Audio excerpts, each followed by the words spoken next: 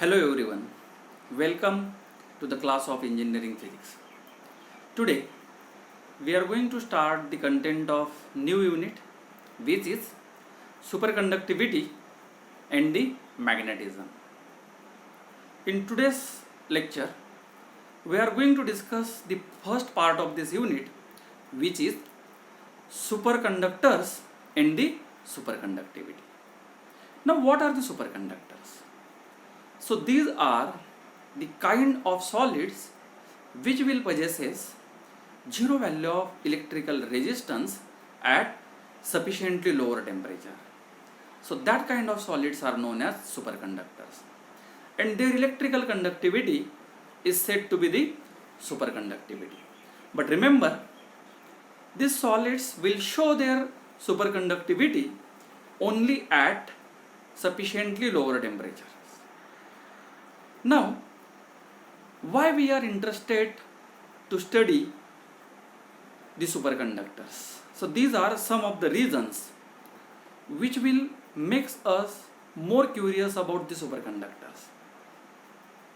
As the superconductor possesses zero electrical resistance, we can utilize them for carrying the electrical currents without any losses.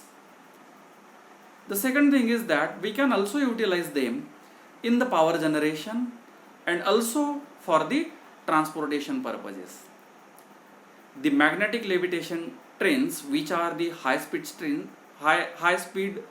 trains, that utilizes the superconductors, and the one of the most important properties of the superconductors, which is known as Meissner effect, or it is also known as magnetic levitation.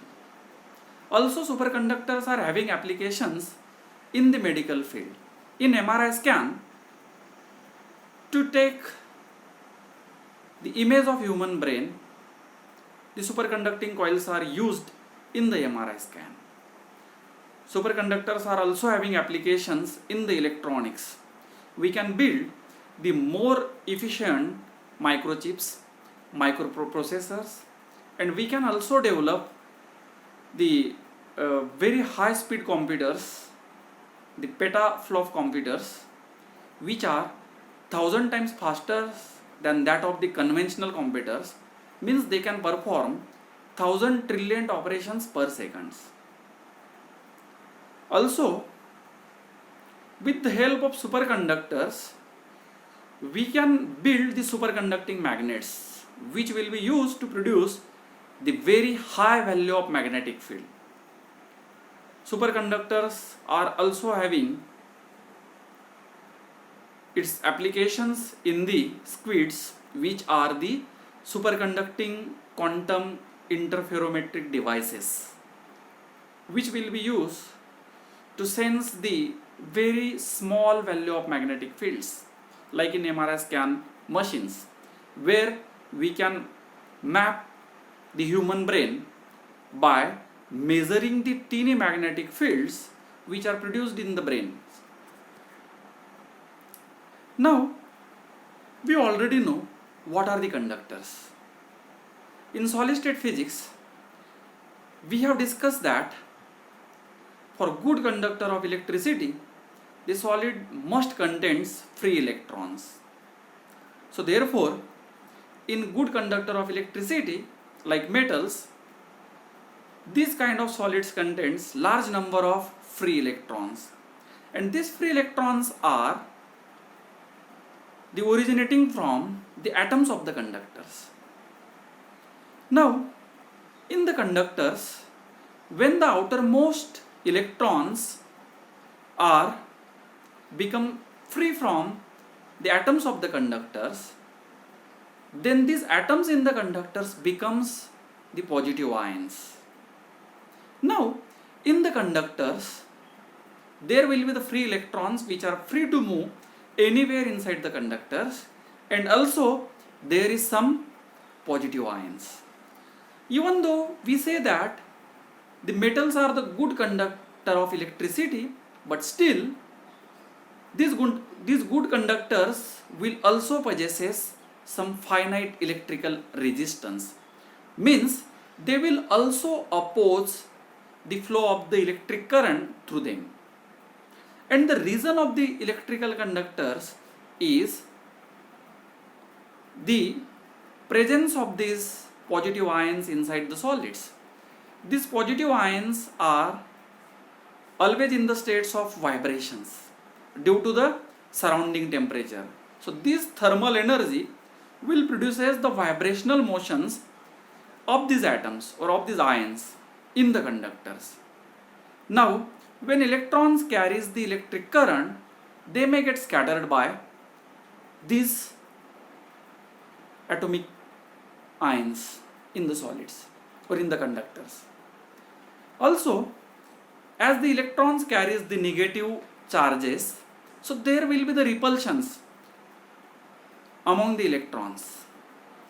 So this repulsions of the electrons is also one of the reasons of the resistance possessed by the conductor.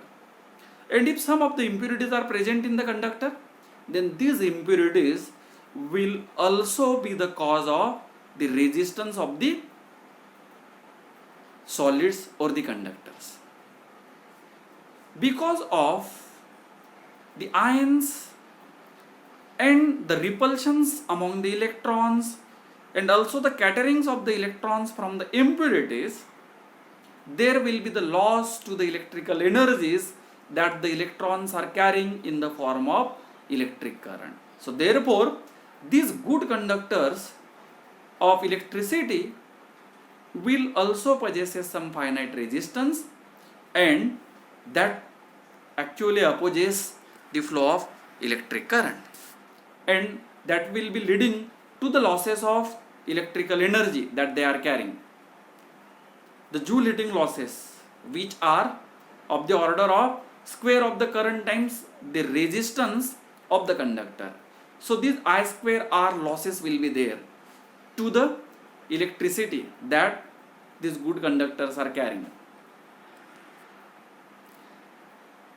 We know that the temperature plays an important role.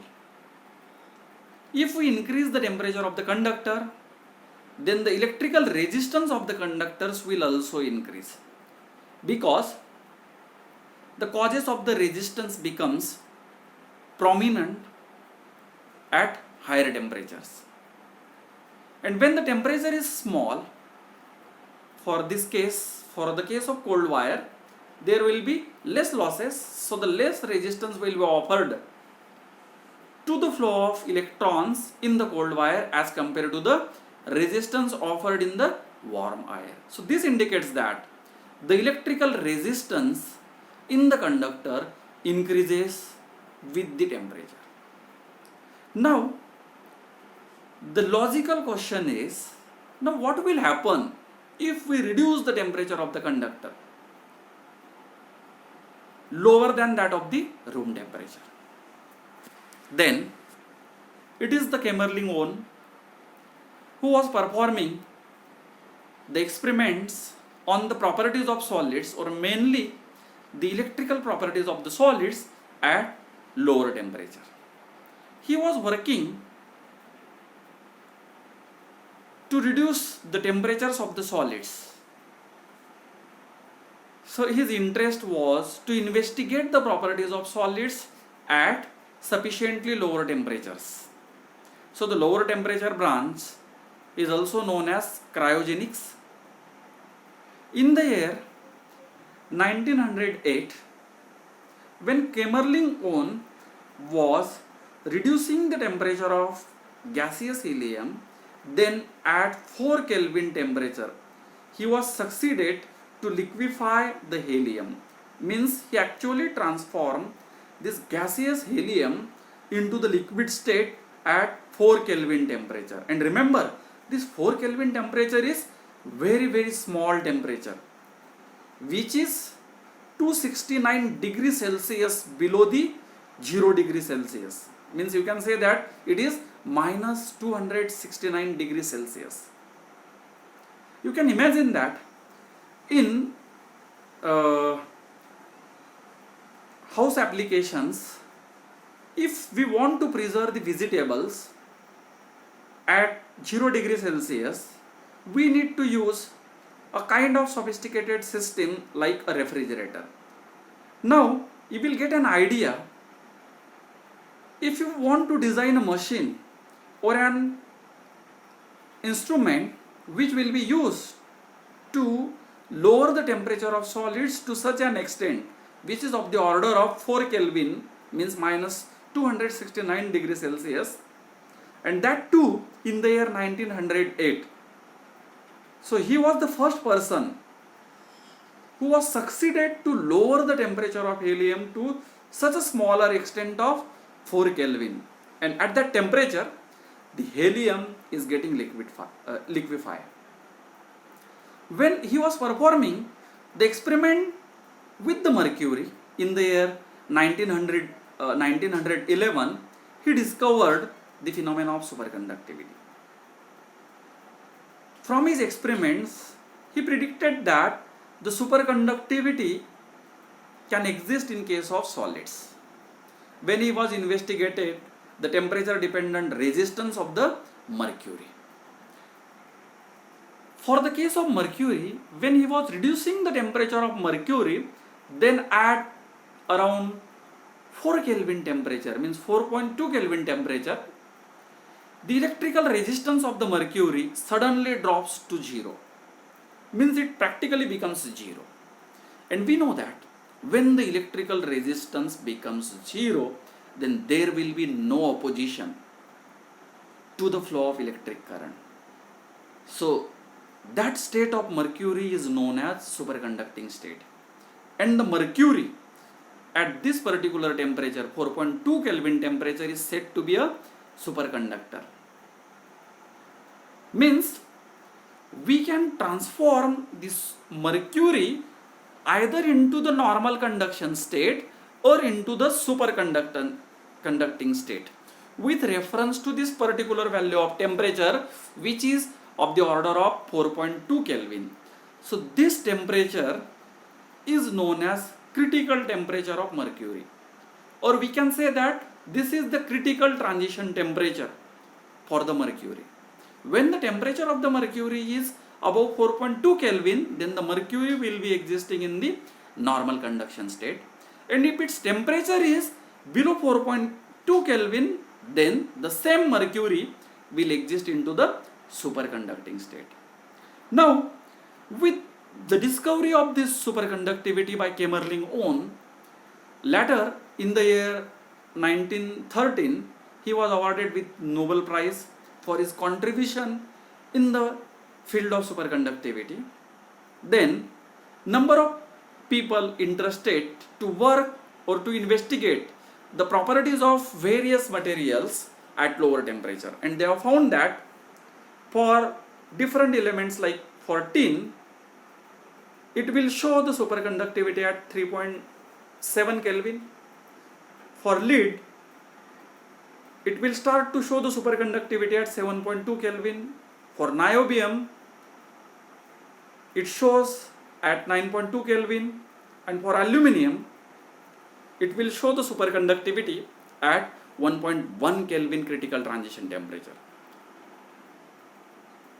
For all these elemental superconductors, their temperatures are very, very small, usually less than 10 Kelvin. So all such superconductors are said to be low temperature superconductor. Or another name for this superconductor is, it is also known as type 1 superconductor.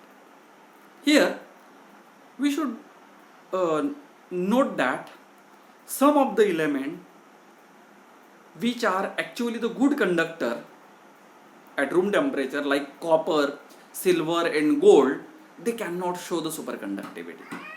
So this is very confusing and the difficult thing, that only certain elements shows the superconductivity, whereas the elements which are showing the good conductivity at room temperature, they cannot show the superconductivity. So therefore no one knows the reason behind this phenomena of superconductivity. Then people have started to explain the reason behind this zero electrical resistance of the superconductor by investigating various properties of the superconductor.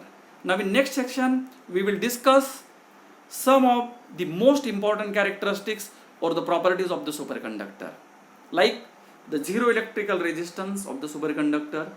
Now what is isotopic effect observed in case of superconductor, then the magnetic flux expulsion or the Meissner effect in superconductors, then what will be the effect of externally applied magnetic field on the superconductors, what is known as critical current density, what is the critical magnetic field, what will be the entropy of the superconductors, what is its specific heat capacity. So these are some of the most important characteristics or the properties of superconductors which will help us to understand why this superconductor shows the superconductivity at such sufficiently lower temperature. Let us try to understand all these properties one by one. Now first, how we can investigate the zero electrical resistance of the superconductor. So for that, take the case of composite superconductor, or which is also known as type 2 superconductor, that is yttrium barium cuprate oxide. Its critical transition temperature is 90 Kelvin. Now when we connect this superconductor to the external voltage source, and if we connect a current meter in series to measure the current flowing through the superconductor, and a voltmeter which is connected parallel across this superconductor to note down the voltage drop across the superconductor. Now if we start from room temperature, then at room temperature we will find that the current meter is showing some finite current, as well as the voltmeter also showing some finite voltage drop when we are providing some external voltage to the superconductor at room temperature. Now if we are reducing the temperature of this superconductor, and if we reaches the value of critical transition temperature for this particular superconductor, which is of the order of 90 Kelvin, then at this particular temperature the current meter is showing some finite current, but you will not observe any voltage drop in this voltmeter or across this superconductor. This clearly indicates that the resistance of this superconductor is practically becomes zero, because from Ohm's law we know that V is equal to I into R. It is the product of current and the resistance. Now at critical transition temperature some finite current is flowing through the superconductor, but still we are getting the zero voltage drop. And if V is zero and I is non-zero, it clearly indicates that the resistance of this superconductor must be a zero. So that is how we can ensure the zero electrical resistance of the superconductor. Now moving on to the next characteristics or the next properties of the superconductor is the isotope effect. Now what is isotope effect observed in case of superconductor? So for that we should know that what are the isotopes. So isotopes are the elements which are having the same atomic number but their mass numbers are different.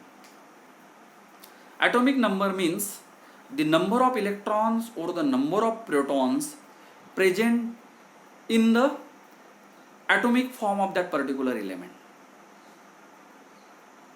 And the atomic mass number is the number of electron or the proton and the number of neutron. So due to the different number of neutrons in the nucleus of an element, even though their atomic numbers are same, but their mass number becomes the different. So such elements are known as isotopes. So therefore, for given isotope, if its mass number is more than that of the another isotope, then that particular isotope will be the heavier isotope, because more number of neutrons are there in its nucleus.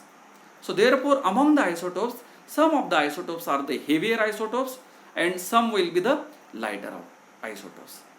When Maxwell and Reynolds were performing the experiments on the isotopes, when they were measuring the critical transition temperatures in the case of isotopes, then they have found that the critical transition temperatures of the isotopes depends upon the mass of the isotopes. Precisely, it inversely depends upon the square root of the mass of the isotopes. Means for heavier isotopes, their critical transition temperatures will be the lower one. So this clearly indicates that the mass means the lattice oscillations or the vibrations plays an important role in the superconductivity. So this effect was independently discovered by Maxwell and Reynolds, but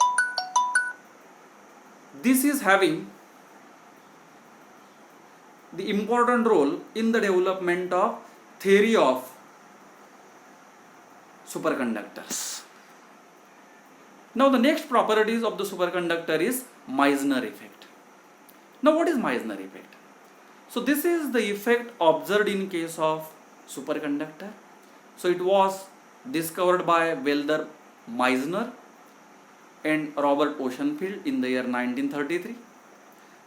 When they were performing the experiments with the superconductor, and if we apply the magnetic field, then what will be the effect of externally applied magnetic field on the superconductors when they are in the superconducting state? Means when we reduce the temperature of the superconductors to the critical transition temperature. Let us take a foam container, place a piece of superconductor in this container, then pour a liquid nitrogen in the foam container to reduce the temperature of this superconductor to its critical transition temperature. Now, as soon as its temperature reduces to the critical transition temperature, then the superconductor will make the transition from normal conduction state into the superconducting state. And now, when we try to place a teeny magnet on the surface of this superconductor, then this magnet is getting levitated. So it will get lifted by this superconductor. So this magnetic levitation, when the superconductors are in the superconducting state, is known as the Meissner effect. Why it lifts this magnet, or why it levitates this magnet? Because when we apply the magnetic field to the superconductors, and when their temperature is greater than that of the critical transition temperature, means the superconductor is in the normal conduction state, then the magnetic line of forces can easily penetrate the interior of the superconductor. This magnetic line of forces can easily pass through the interior of the superconductor. But when the superconductors are in superconducting state, means their temperature is below the critical transition temperature, then the superconductor will strongly expel all the magnetic line of forces from its interior. Means it does not allow any magnetic line of forces to pass through its interior when the superconductor is in superconducting state. So this exclusion of magnetic field or the magnetic line of forces from the interior of superconductor is known as Meissner effect, which is also known as magnetic levitation. And the high speed train, which are also known as the magnetic levitation trains, are based on this Meissner effect. Now let us understand this Meissner effect in more detail. This effect does not depend upon the sequences that when we are reducing the temperature of superconductor or when we are applying the magnetic field. Now take this case 1, where first we are reducing the temperature of this superconductor to the critical transition temperature, and then if we apply the magnetic field, then the superconductor will strongly expel all the magnetic line of forces from its interior. Means it shows the Meissner effect. Then there will be no trapping of the magnetic field inside the superconductor. So B will be 0. Means it is behaving like a perfect diamagnet. In the second case, initially if we apply the magnetic field, and then if we are reducing the temperature of this superconductor, then also at critical transition temperature, this superconductor will start to show the Meissner effect, and there will be no trapping of magnetic field inside the superconductor. Means it is also showing the magnetic Meissner effect, and it is behaving like a perfect diamagnet. Now why it is showing this Meissner effect? Why it excludes the applied magnetic line of forces? The reason is, when we apply the magnetic field to the superconducting sample, so this externally applied magnetic field will induces the surface circulating current in the superconducting specimen. This applied magnetic field induces the surface circulating current on the superconducting specimen, and we know that when current starts to circulate, it will produce its own magnetic field. So this circulating current produces the magnetic field everywhere in the superconductor, which is equal and opposite to the externally applied magnetic field. So that's why the superconductor will start to oppose the externally applied magnetic field, because the applied magnetic field develops the surface circulating current, and now this surface circulating current produces the magnetic field inside the superconducting specimen, which is exactly equal and opposite to that of the externally applied magnetic field. So that's why superconductor will strongly expel the applied magnetic field. The same thing we can understand in terms of the equations. Here the capital H represents the externally applied magnetic field, or the strength of externally applied magnetic field. B indicates the magnetic induction inside the specimen. M indicates the magnetization produced in the superconducting sample. Now, when the temperature is greater than critical transition temperatures, means when the superconductor is in the normal conduction state, then the relationship between this B, H and M is such that the magnetic induction B will be given by mu 0 times H plus M, where mu 0 is known as the magnetic permeability, the ability of the magnetic material to permit the magnetic field, which is known as magnetic permeability. So therefore, in normal conduction state, we get B equal to mu 0 times H plus M. But as soon as the superconductors make transition into superconducting state, when its temperature is below critical transition temperature, then its electrical resistance practically becomes 0. Now it will start to show the Meissner effect. Then there will be no induction. The magnetic induction due to the externally applied magnetic field inside the superconducting sample will be 0, as B is 0. So therefore this term mu 0 times H plus M will be 0. But remember, mu 0 is the property of the magnetic material, which is always non-zero. So therefore H plus M must be 0. And if H plus M is 0, this indicates that the externally applied magnetic field will magnetize the superconducting sample in such a way that its direction of magnetization is exactly reverse as that of externally applied magnetic field, and the quantity or the term which is M by H becomes -1. So this ratio M by H is known as magnetic susceptibility of the magnetic material, and if the susceptibility value of magnetic material is exactly equal to -1, then that magnetic materials are said to be the perfect diamagnets. So therefore, in Meissner effect, the superconductors are behaving like a perfect dimagnets. Now the next important properties of the superconductor is the critical magnetic field. Means it is the externally applied magnetic field to the superconductors. Like critical transition temperature, there exists a value of critically magnetic field. It means when the superconductors are in superconducting state, means their temperature is below critical temperature, and if we start to apply the external magnetic field to such superconductor, then this superconductor will support the certain value of externally applied magnetic field. As soon as the external applied magnetic field will reaches the particular value, and if it exceeds this particular value, then the superconductor will lost its superconductivity and it will make transition into normal conduction state.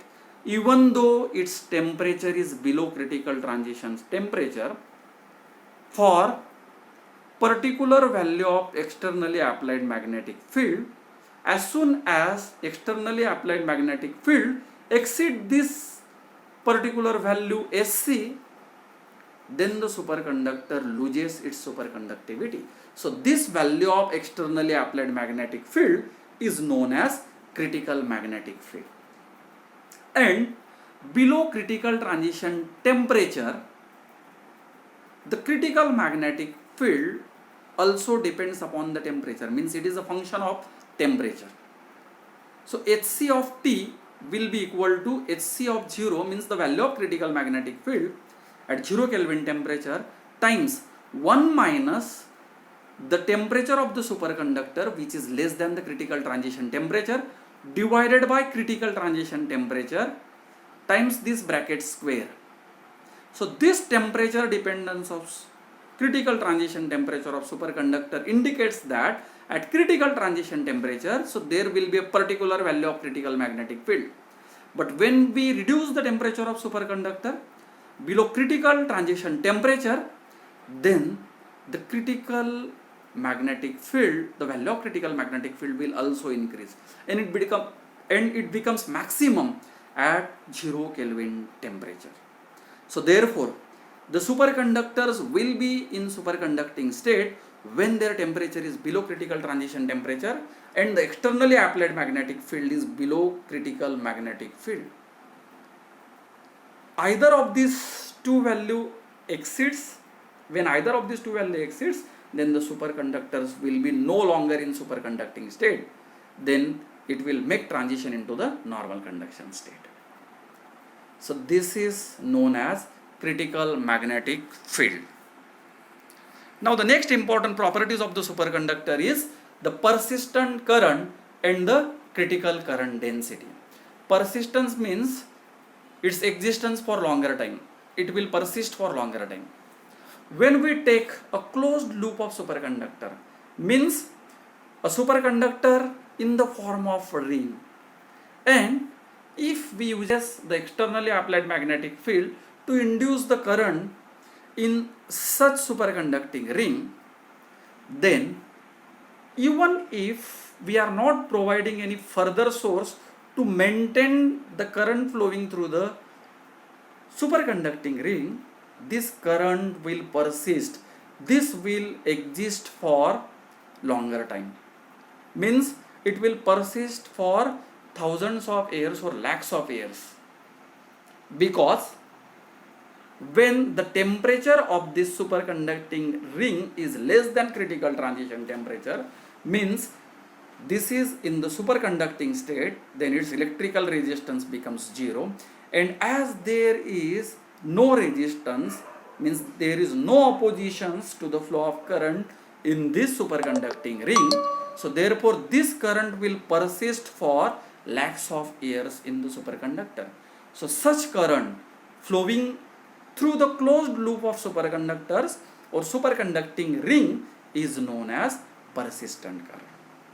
And when this persistent current exceeds this particular value, then the superconductors will be no longer in the superconducting state, and the current will start to decrease. It means we know that when current starts to circulate, it will develop its own magnetic field. And if the value of this magnetic field exceeds the critical magnetic field, then the superconductors will lose its superconductivity, and we will start to observe the opposition to the flow of current. There will be no persistent current in the superconducting ring.